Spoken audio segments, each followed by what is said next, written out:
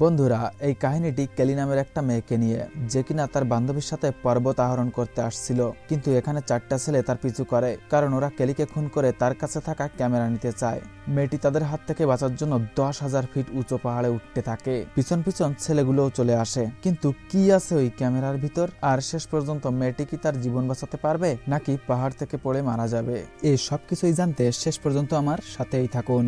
গল্পের শুরুতেই আমরা দুই বান্ধবীকে দেখতে পাই। একজনের নাম ক্যালি, অন্যজনের নাম সফি। এরা দুজন আপাতত ক্যাবিনে বসে আছে, কিন্তু এরা এখানে আসছে পাহাড় ভ্রমণে। ক্যালি একজন পেশাদার পাহাড় আরোহী। তার একজন বয়ফ্রেন্ড ছিল, যে কিনা ক্যালিকে পাহাড়ে ওঠার ট্রেনিং দিত। কিন্তু দুর্ভাগ্যবশত একদিন পাহাড়ে ওঠার সময় অনেক উঁচু থেকে পা পিছলে পড়ে যায়, আর সেখানেই তার মৃত্যু হয়ে যায়। মেয়েটি ওই দিনের ঘটনা আজও ভুলতে পারেনি, তাই তার দেওয়া জিনিসগুলো এখনো যত্ন করে রেখে দিয়েছে। এবার আমরা দেখতে পাই ক্যালিদের ক্যাবিনের পাশেই একটা গাড়ি থামায়, যেখানে 4টা ছেলে পর্বত ভ্রমণে আসছে। এই ছেলেটার নাম জস, এটা জ্যাক, এটা লুইস, আর এটার নাম টেইলার। ক্যালির বান্ধবী এদের দেখে খুব খুশি হয়, কিন্তু ক্যালির এ নিয়ে কোনো ইন্টারেস্ট নেই। একটু পরেই জস সুফিদের আজ রাতের পার্টিতে ইনভাইট করে।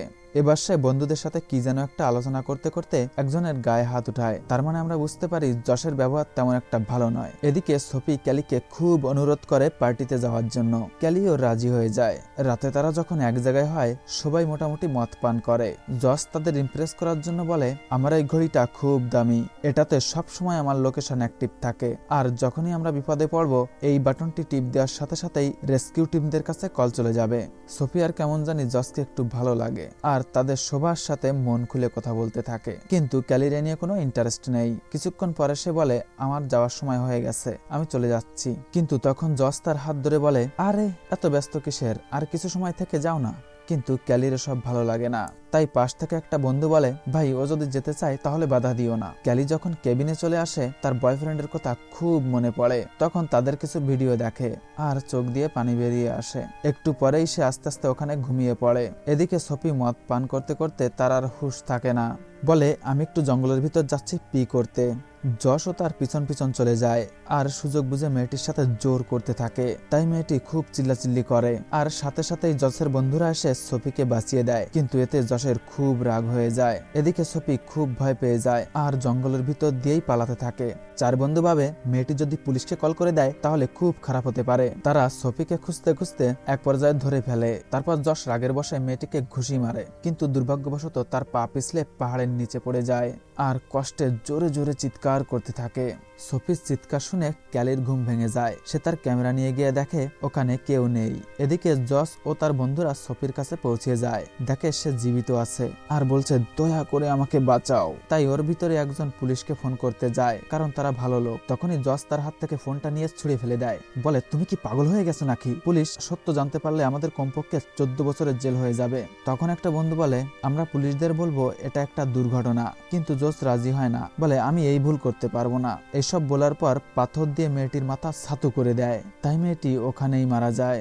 জস তার বন্ধুদের এক এক করে এইভাবেই মারতে বলে। কথা মতো একজন কাজটি করে। এবার তারা লাশটিকে আরো নিচে ফেলার পরিকল্পনা করতে থাকে। ঠিক তখনই ক্যালি ওখানে চলে আসে, আর তার ক্যামেরা দিয়ে ভিডিও শুট করতে থাকে। পরপরই ছেলেগুলো সফির লাশকে খাদে ফেলে দেয়। এই দেখে ক্যালি সহ্য করতে না পেরে শব্দ করে বসে, আর ছেলেগুলো ক্যালিকে ভিডিও করতে দেখে ফেলে। এবার তারা ক্যালির পিছু করে, আর ক্যালি দৌড়াতে দৌড়াতে ক্যাবিনের দিকে আসতে থাকে। তারা ক্যালিকে না পেয়ে 4 জন চারদিকে খুঁজতে থাকে। ক্যালি একটা ঝোপের ভিতর লুকিয়েছিল। তারপর সে যখন বুঝতে পারে ছেলেগুলো চলে গেছে, ক্যালি ওখান থেকে দৌড়ে তার কেবিনে এসে পাহাড়ে ওঠার জিনিসপত্র নিয়ে আবার অন্যদিকে দৌড়াতে থাকে। কিন্তু ছেলেগুলো তাকে দেখে ফেলে। মেয়েটি দৌড়াতে দৌড়াতে পাহাড়ের কাছে পৌঁছে যায়, আর সাথে সাথেই পাহাড়ে উঠতে থাকে।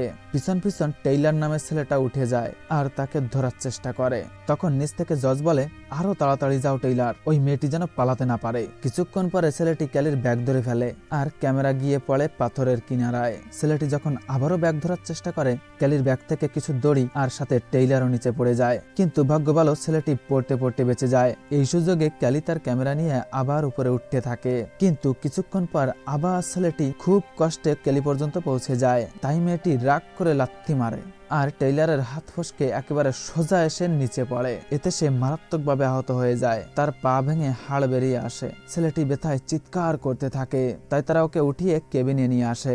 সেই ব্যথা আর সহ্য করতে পারছে না। তখন তার বন্ধুরা অনেকগুলো ব্যথা আর ঘুমের ওষুধ খাইয়ে দেয়, বলে আমরা তাড়াতাড়ি ফিরে এসে তোমাকে হাসপাতালে নিয়ে যাব। তিনজন তাদের জিনিসপত্র নিয়ে ওই জায়গায় পৌঁছে যায়। এবার তারা যখন পাহাড়ে উঠতে যাবে, জজ বলে আমার হাতের গ্লাভস কেবিনে ভুলে রেখে আসছি, সেটা নিয়ে আসি। জজ চলে গেলে দুই বন্ধু আলোচনা করে ও আসলে স্বার্থপর একটা মানুষ, সে কেবিনে গিয়ে অসুস্থ বন্ধুর সাথে খারাপ কিছু করে না বসে। তাই ওখান থেকে একজন কেবিনের কাছে চলে আসে। তখনই জজ তার হাতের গ্লাভস নিয়ে বাইরে বেরিয়ে এসে বলে টেইলার ঠিক আছে, সে এখন ঘুমাচ্ছে। এদিকে আমরা দেখতে পাই ক্যালি উপরে উঠতেই থাকে। মেয়েটি অনেকক্ষণ ধরে পাহাড় চড়ায় খুব ক্লান্ত হয়ে পড়ে। সে একটা ভালো জায়গায় দাঁড়িয়ে ব্যাগ থেকে বোতল বার করে পানি পান করতে থাকে, কিন্তু দুর্ভাগ্যবশত বোতলটি নিচে পড়ে যায়। তার কাছে অবশিষ্ট আর কোনো পানির বোতল থাকে না, যার কারণে সামনের পথ খুব কঠিন হতে চলেছে। উপরে উঠতে যে ক্যালি একটা দড়ি দেখতে পায়। ক্যালি দড়িটা ধরার খুব চেষ্টা করে, কিন্তু পারে না, কারণ দড়িটা অনেক দূরে ছিল। তাই সে বুদ্ধি করে ব্যাগ থেকে একটা তার বার করে সেটার সাহায্যে দড়ি ধরে ফেলে, কিন্তু তাও সামনে যেতে খুব মুশকিল হয়ে যাচ্ছিল। তখনই তার বয়ফ্রেন্ডের কথা মনে পড়ে আর লাফ দিয়ে কঠিন জায়গা পার করে ফেলে।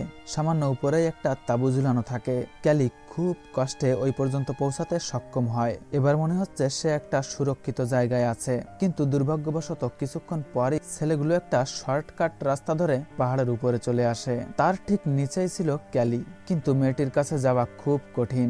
জজ বলে তুমি আমাদের ক্যামেরাটা দিয়ে দাও, আমরা তোমার কোনো ক্ষতি করব না, কথা দিচ্ছি। পরপরই একটা দড়ি দিয়ে বলে এখানে বেঁধে দাও ক্যামেরাটা, কিন্তু ক্যালি কাগজে খারাপ শব্দ লিখে দড়িতে বেঁধে দেয়। এটা দেখে জজ খুব রেগে গিয়ে বলে এত বড় সাহস, এর পরিণতি খুব খারাপ হবে।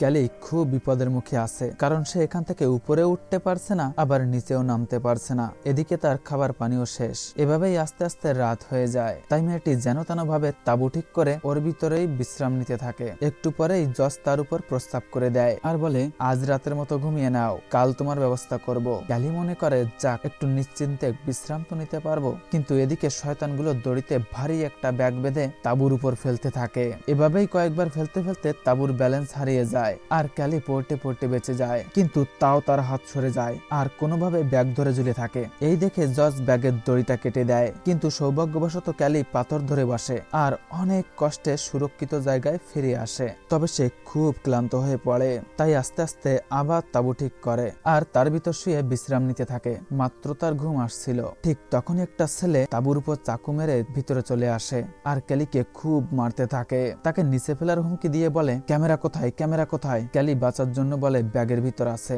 মেয়েটিকে ছেড়ে সে ব্যাগের ভিতর ক্যামেরা খুঁজতে থাকে। ঠিক তখন এই সুযোগ বুঝে ক্যালি একটা হুক দিয়ে ছেলেটির উপর আক্রমণ করে দেয়। এতে সে ব্যথা পেয়ে চিৎকার করতে থাকে, কিন্তু মারামারি করার কারণে ক্যালি আবার নিচে পড়তে যায়। এবার সে ছেলেটির বেল্ট ধরে বসে, তাই ছেলেটি তার সাথীদের উপরে টানতে বলে। তারা দুজন তাদের সমস্ত শক্তি দিয়ে দড়ি টানে। উপরে পৌঁছে যাওয়া মাত্রই জজ মেয়েটির চুল ধরে বসে, কিন্তু আবারও সে চাকু মেরে নিজেকে ছাড়িয়ে নেয়। ক্যালি খুব কষ্টে সুরক্ষা জায়গা পর্যন্ত পৌঁছায়, কিন্তু দুর্ভাগ্যবশত তাঁবুটা নিচে পড়ে যায়। উপরে তিন বন্ধু ঘুমাচ্ছিল আর নিচে ক্যালির খুব শীত করছিল।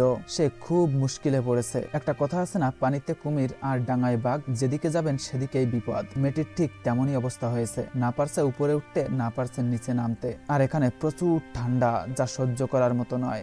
যাই হোক, একটু পরেই আহত ছেলেটি আস্তে আস্তে টয়লেট করার জন্য ওঠে। ঠিক তখনই জজ পিছন দিয়ে এসে তার মাথায় সজোরে আঘাত করে পাহাড় থেকে ঠেলে ফেলে দেয়। মেরে ফেলার কারণ হচ্ছে একটু আগেই ছেলেটি তার আরেক বন্ধুকে বলছিল জজের কথা শোনা যাবে না, চলো আমরা এখান থেকে চলে যাই, কিন্তু এটা জজ শুনে ফেলছিল। একটু পরেই অন্য ছেলেটির ঘুম ভাঙলে বলে লুইস কোথায়? জজ উত্তরে বলে ক্যাম্পে চলে গেছে। এবার ছেলেটি বলে অনেক হয়েছে, আর না, আমি শেষ চেষ্টা করে দেখতে চাই, ভালোই ভালোই ক্যামেরা না দিলে আমি মেয়েটিকে মেরেই ফেলবো। কথা মতো সে দড়ির সাহায্যে নিচে চলে আসে আর ক্যালিকে ক্যামেরা দেওয়ার জন্য বলে, কিন্তু সে বলে তুমি কার জন্য কাজ করছো?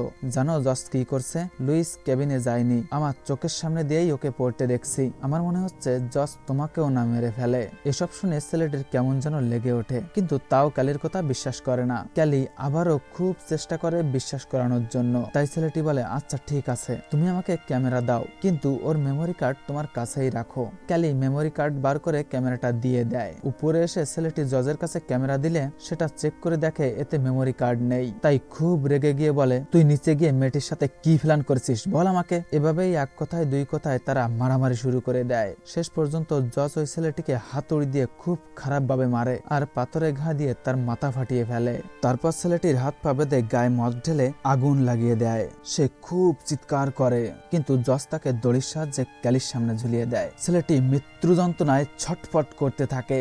এক পর্যায়ে দড়ি ছিঁড়ে সে নিচে পড়ে মারা যায়। ক্যালি চোখের সামনে সব নির্মম পরিস্থিতি দেখে খুব ভয় পেয়ে যায়। কিছুক্ষণ পর জজ দড়ির সাহায্যে নিচে চলে আসে আর ক্যালিকে বলে, যদি প্রাণে বাঁচতে চাও তাহলে মেমোরি কার্ড দাও। কিন্তু ক্যালি বলে, না, কখনোই দিব না, তোর এই পাপের শাস্তি পেতেই হবে। তখনই জজ হামলা করে দেয় আর ক্যালিকে খুব মারতে থাকে। ক্যালিও কম পড়ছিল না। তখনই জজের হাত গুহার ভিতর পড়ে আর একটা বিষাক্ত সাপ তাকে কামড়ে দেয়। এতে সে আরো রাগান্বিত হয়ে যায় আর ক্যালির মুখে ঘুষি মারতে থাকে। মেয়েটি আর পেরে উঠছিল না। ঠিক তখনই সুযোগ বুঝে দড়ি কেটে দেয় আর জজ তার পায়ের কাছে পাথর ধরে ঝুলে থাকে। বলে, প্লিজ সাহায্য করো আমাকে, প্লিজ। কিন্তু ক্যালি জজের হাতে তার পা দিয়ে চাপ দেয়। তাই জজ নিচে পড়ে মারা যায়। তারপর সকাল হলে ক্যালি আস্তে আস্তে উপরে উঠে পড়ে। কিন্তু আমাদের মনে একটা প্রশ্ন থেকেই যায়, ক্যাবিনের ভিতর যে ছেলেটি শুয়েছিল তার কি হলো? আসলে ওই সময় হাতের গ্লাভসের বাহানা দিয়ে জজ কেবিনের ভিতর গিয়ে তাকে মেরে ফেলছিল। এদিকে ক্যালি এখন সম্পূর্ণ বিপদমুক্ত। তাই কাহিনীটি এখানেই শেষ হয়ে যায়। বন্ধুরা, কাহিনীটি কেমন লাগলো অবশ্যই কমেন্ট করে জানাবেন। আর যদি একটুও ভালো লাগে দয়া করে আমার এই নতুন চ্যানেলটিকে একটা লাইক ও সাবস্ক্রাইব করে দিয়ে যাবেন।